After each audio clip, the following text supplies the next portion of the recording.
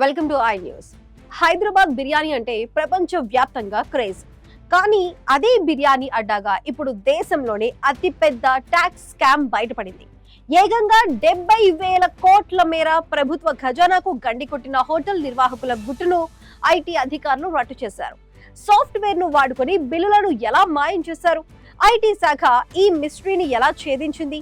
ఈ special report లో చూద్దాం. ఇప్పుడు హైదరాబాద్ బిర్యానీ ప్రియులకే కాదు, దేశవ్యాప్తంగా ఉన్న ట్యాక్స్ పేయర్స్ అందరికీ ఇదొక పెద్ద షాకింగ్ న్యూస్.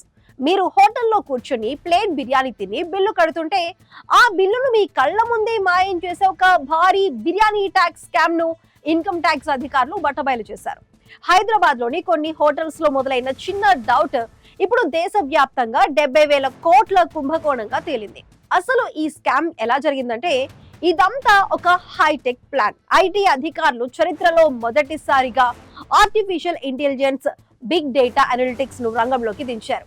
దేశవ్యాప్తంగా 1,00,000కు పైగా రెస్టారెంట్ లో వాడుతున్న ఒక పాపులర్ బిల్లింగ్ సాఫ్ట్వేర్ సంస్థకు చెందిన 60 టెరాబైట్ల డేటాను అధికారులు స్కాన్ చేశారు. గడిచిన 6 ఏళ్లలో అంటే 2019 నుంచి 2026 వరకు జరిగిన సుమారు 1.77 లక్షల రెస్టారెంట్ ఐడీల లావాదేవీలను ఏఐ సాధనాల ద్వారా విశ్లేషిస్తే కళ్ళు తిరిగే నిజాలు బయటపడ్డాయి. ముఖ్యంగా మన తెలుగు రాష్ట్రాలైన ఆంధ్రప్రదేశ్, తెలంగాణలోని హోటల్స్ ఈ అక్రమాల్లో మాస్టర్ మైండ్స్ గా మారాయి. హైదరాబాద్ లోని పిస్తా హౌస్, షాగ్ హౌస్, మెహఫిల్ వంటి ఫేమస్ బిర్యానీ చైన్లలో జరిగిన తనిఖీల్లో విస్తుపోయే విషయాలు తెలిసాయి. కస్టమర్ల నుంచి నగదు తీసుకుని బిల్ ఇచ్చిన తర్వాత హోటల్ నిర్వాహకులు ఆ రికార్డ్ ను సాఫ్ట్వేర్ నుంచి నేరుగా డిలీట్ చేస్తున్నారు.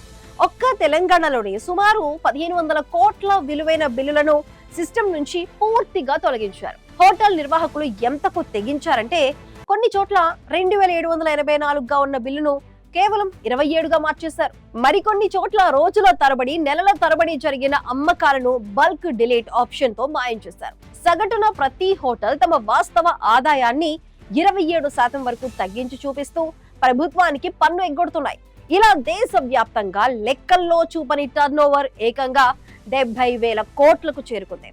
కర్ణాటక ఈ పన్ను ఎగువేతలో టాప్ లో ఉండగా మన తెలంగాణ 2వ స్థానంలో నిలిచింది. కస్టమర్లు తమ జేబులు ఖాళీ చేసుకుని కడుతున్న పన్ను ప్రభుత్వానికి చేరకుండా నేరుగా హోటల్ నిర్వాహకుల జేబుల్లోకి వెళ్తుంది. ప్రస్తుతం central board of direct taxes CBDT ఈ విచారణను సీరియస్ గా తీసుకుంది. ప్రభుత్వ ఆదాయాన్ని కొల్లగొడుతూ సాగుతున్న ఈ బిర్యానీ భాగవతంపై ఐటీ శాఖ ఉక్కుపాదం మోపడం ఖాయంగా కనిపిస్తోంది.